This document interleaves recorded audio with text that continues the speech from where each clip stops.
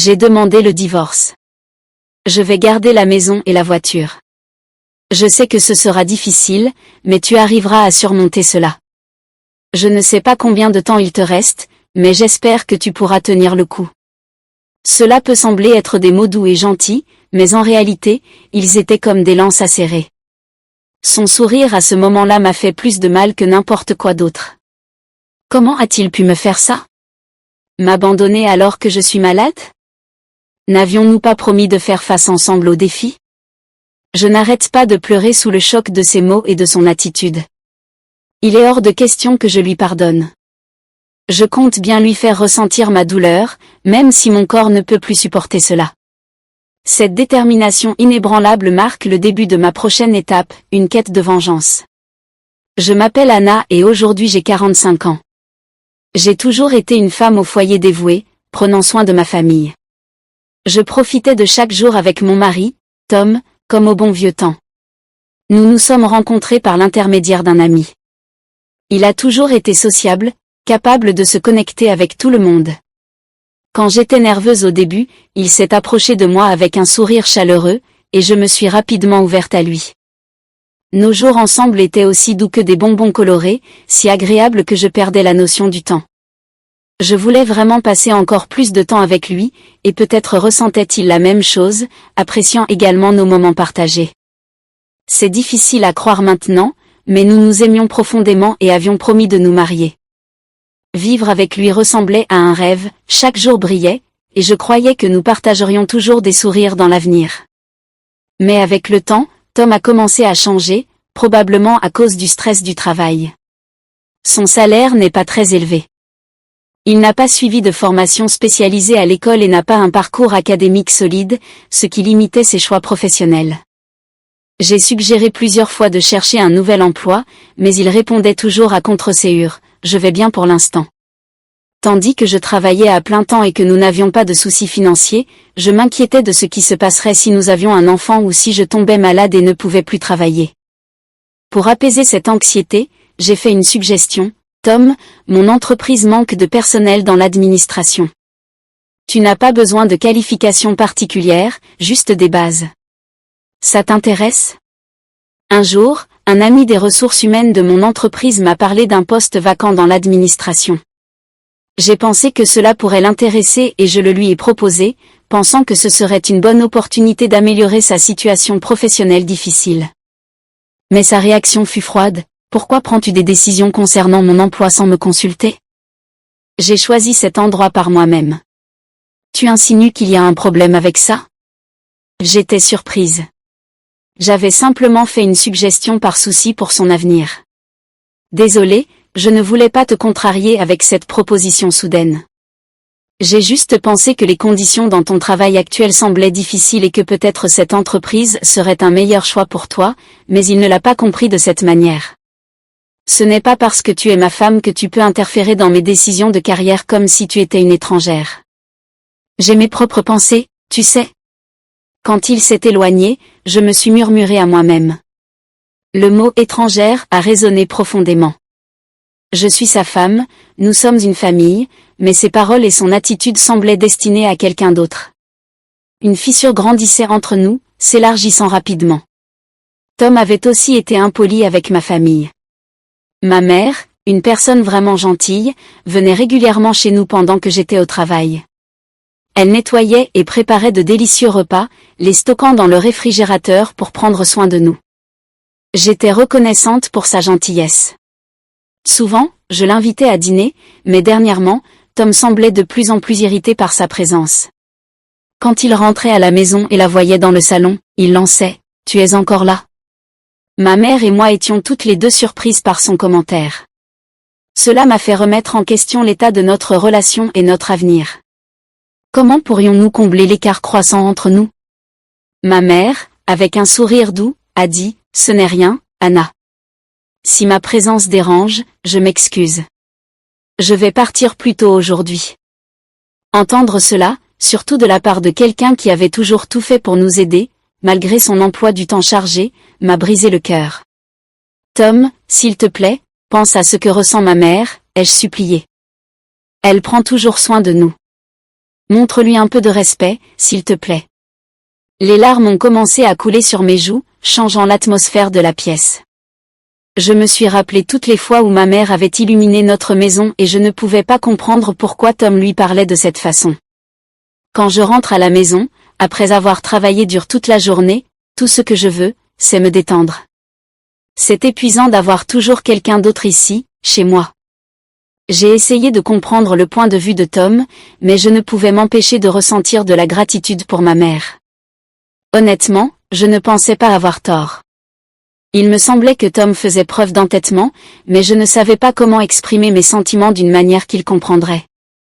Ma mère a dit, « Ne t'inquiète pas pour ça. Si tout le monde est heureux, c'est tout ce qui compte pour moi », et elle m'a donné un sourire réconfortant. Ces paroles chaleureuses m'ont rempli d'une culpabilité écrasante. Ce soir-là, en savourant le délicieux repas qu'elle avait préparé, mes émotions étaient un tourbillon de gratitude et de remords. Je ne pouvais m'empêcher de penser à Tom. J'ai passé d'innombrables nuits à réfléchir à la façon dont notre relation pourrait s'améliorer, mais un défi bien plus grand est apparu au travail. Soudain, je me suis sentie étourdie et j'ai perdu connaissance. Heureusement, mes collègues ont réagi rapidement, appelant une ambulance et m'emmenant dans un grand hôpital à proximité. Les examens médicaux ont commencé, mais tout semblait flou.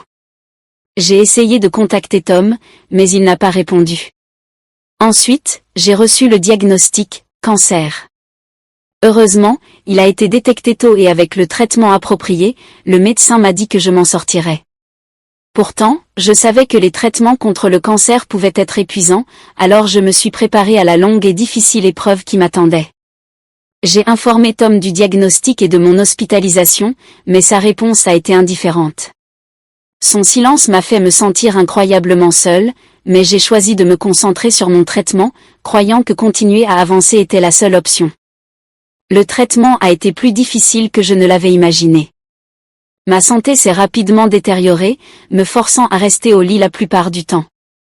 Un jour, en plein milieu de cette lutte, Tom est finalement apparu dans ma chambre d'hôpital. « Comment te sens-tu » a-t-il demandé d'un ton désinvolte. « Eh bien, c'est difficile » ai-je répondu en plaisantant à moitié. « Ce serait un peu plus facile si tu étais à mes côtés. » Pour être honnête, j'étais frustrée par son attitude.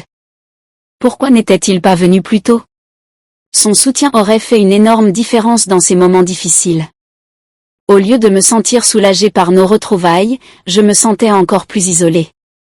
J'étais de plus en plus irritée en repensant à notre passé. Puis, ce que Tom a dit ensuite m'a laissé véritablement choquée et abasourdie. J'ai demandé le divorce. Je vais garder la maison et la voiture. Je sais que c'est difficile, mais tiens bon. Je ne sais pas combien de temps il te reste, mais j'espère que tu continueras à te battre. Attends, tu es sérieux, m'exclamai-je. Le divorce? Une tempête de questions a éclaté en moi. N'avions-nous pas promis de rester ensemble pour toujours? J'avais toujours cru que les vrais couples surmontaient les épreuves ensemble. Les paroles de Tom m'ont déroutée et m'ont laissé dans un état de déconnexion totale. Je murmurai pour moi-même, je n'ai plus besoin de lui. Je vais continuer seule. Je vais simplement l'oublier. J'ai décidé qu'il regretterait de m'avoir sous-estimé, mais d'abord, je devais mettre fin à notre relation correctement. J'ai compris. Je suis désolée pour tout. Garde la maison, la voiture, ce que tu veux. Si tu veux de l'argent en compensation, je te paierai. Merci pour tout, dis-je. Tom semblait surpris au début, mais bientôt, son visage afficha un sourire arrogant. Je ne m'attendais pas à ce que tu acceptes si facilement. Je pensais que tu ferais une scène. En tout cas, prends soin de toi et ne t'inquiète pas de m'inviter à ton enterrement. Alors que je le regardais quitter la pièce, un sourire s'étendit sur mon visage. Il ne réalisait pas qu'il venait de tomber dans mon piège. Ce serait intéressant de voir comment sa vie allait changer maintenant. J'ai appelé un collègue de mon entreprise que je connaissais. Bonjour, ça fait longtemps. J'ai une faveur à te demander. Peux-tu m'aider? Au début, il semblait surpris, mais une fois que j'ai expliqué, il a accepté. D'accord, essayons. Tout était prêt. En imaginant le visage choqué et anxieux de Tom, peut-être ai-je souri. Ce nouveau sentiment d'excitation a même renforcé ma motivation pour le traitement médical. Quelques jours ont passé, et un après-midi, après mon traitement, j'ai remarqué que mon téléphone avait reçu 200 appels manqués de Tom. La sensation d'attendre son appel était étrangement satisfaisante. Après m'être calmé, j'ai rappelé et j'ai entendu sa voix tremblante de l'autre côté. « Anna, aide-moi. » Je n'ai jamais imaginé que cela arriverait, implora-t-il. Imaginer son ton angoissé me fit rire doucement. C'était exactement ce que j'avais planifié. En essayant de paraître inquiète, j'ai dit, « Tom, dis-moi ce qui s'est passé. » Il prit une profonde inspiration avant de dire, « Mon nom est sur la liste des licenciements de l'entreprise. Je ne peux pas croire que cela arrive. » En entendant sa voix paniquée, je souris, sachant que tout se déroulait comme je l'avais orchestré. La personne que j'avais contactée était le chef des ventes de notre entreprise. J'avais demandé qu'il reconsidère les affaires avec l'entreprise de Tom. D'abord confus, il a examiné l'historique des transactions et a décidé qu'il était préférable de choisir un autre partenaire. C'est pourquoi l'entreprise de Tom a commencé à m'appeler. C'est alors que j'ai décidé de révéler quelque chose que j'avais gardé secret. Tu sais, il y a des rumeurs dans ton entreprise à propos de toi et de la nouvelle fille. Tout le monde l'aime parce qu'elle est tellement joyeuse, et il y a des bruits de couloir sur une liaison. Est-ce vrai? Je pouvais entendre l'incrédulité dans la voix de Tom. Tu es sérieuse? Cela ne peut pas être vrai. Ça doit être une blague. Sa surprise était compréhensible. Après tout, qui aurait imaginé qu'une simple employée pourrait influencer son travail? Eh bien, en fait, dis-je, je suis la PDG de cette entreprise. Il y eut un silence. Je savais que Tom était sans voix de l'autre côté. Ce n'est pas un mensonge, continuai-je. C'est ainsi que nous avons vécu si confortablement. Mon revenu annuel tourne autour d'1 million de dollars. Son salaire régulier ne serait pas suffisant pour soutenir ses habitudes de dépenses. En réalité, les habitudes de dépenses de Tom étaient hors de contrôle. L'allocation de 1 400 dollars qu'il recevait de moi était comme un deuxième salaire, mais ce n'était jamais assez. Il se précipitait et me demandait d'un ton suppliant, « Puis-je avoir un peu plus ?» À ce rythme, l'argent qu'il recevait de moi aurait pu dépasser son salaire réel. La plupart des gens auraient abandonné ce style de vie luxueux pour quelque chose de plus stable, mais comme je gagne 1 million par an, donner 1 400 dollars à Tom chaque mois n'était pas un gros problème pour moi. Je me suis toujours demandé dans quoi il dépensait cet argent. Tom, hier, c'était jour de paix, n'est-ce pas, demandai-je. Je t'ai toujours donné de l'argent supplémentaire le jour de paix, mais cela pourrait être difficile à partir de maintenant. Nous ne sommes plus un couple, et il est naturel que tu ne puisses plus t'attendre à cette allocation mensuelle, puisque nous sommes divorcés. Je me demandais comment il allait s'en sortir à partir de maintenant. Ah, et fais attention à l'hypothèque de la maison. C'est 2 000 dollars par mois. Je sais que ça va être difficile, mais tu devras bien gérer ça. Si tu retardes le paiement, tu risques de devoir quitter la maison. Alors qu'un prêt de 2 000 dollars n'est pas un fardeau pour moi, c'est une somme significative pour Tom. À sa réaction, il était évident qu'il était confus et incrédule, répétant des phrases comme « sérieusement » et « c'est fou ». Ce que je disais était vrai. C'était le résultat de mes efforts pour maintenir notre relation. Il a profité de moi quand il était à mes côtés, poursuivant seulement ses propres désirs. Peut-être est-il temps pour lui de faire face aux conséquences de ses actions. Pourquoi est-ce que ça m'arrive? J'ai été licenciée et maintenant je dois trouver comment survivre. Comment vais-je payer le loyer ce mois-ci? Son désespoir était évident dans sa voix. Il devait se sentir perdu et incertain quant à la façon d'avancer. Si j'étais à sa place, il serait aussi difficile d'imaginer un avenir meilleur. Je comprenais que la situation de Tom devait être accablante et confuse, mais c'était le résultat direct de son comportement irrespectueux dans le passé. S'il avait montré un réel souci pour moi et ma famille, les choses ne seraient pas arrivées à ce point. C'est la conséquence de ses choix. S'il nous avait vraiment respectés, il ne serait pas confronté à ces problèmes. Tom resta silencieux, peut-être à court de mots. Je ressentais un mélange de pitié et d'amusement. C'était tout? Je peux raccrocher maintenant? Puis il parla d'une voix effrayée. Attends, pouvons-nous reconsidérer notre relation une dernière fois? Je sais que ça semble égoïste, mais maintenant je réalise à quel point tu étais importante pour moi. L'idée de recommencer avec lui fit battre mon cœur plus vite. Après toute la douleur qu'il m'avait causée et après m'avoir abandonné, l'idée de revenir semblait effrayante. Il prit une profonde inspiration. Je sais que j'ai été irresponsable ces derniers temps, et je suis désolée de ne pas avoir pu te rendre visite plus souvent à l'hôpital. Mais, une fois que tu iras mieux, allons dans un endroit calme et passons du temps ensemble. Je veux revoir ton sourire. Ces paroles étaient nostalgiques, rappelant ce qu'il avait dit lorsqu'il m'avait demandé en mariage. Il avait promis une vie pleine de rire et de bonheur. À l'époque, j'étais tellement envoûtée par ces mots que j'étais entrée dans cette relation sans réfléchir. La vie conjugale, cependant, s'était avérée difficile, surtout avec ses habitudes de dépenses imprudentes.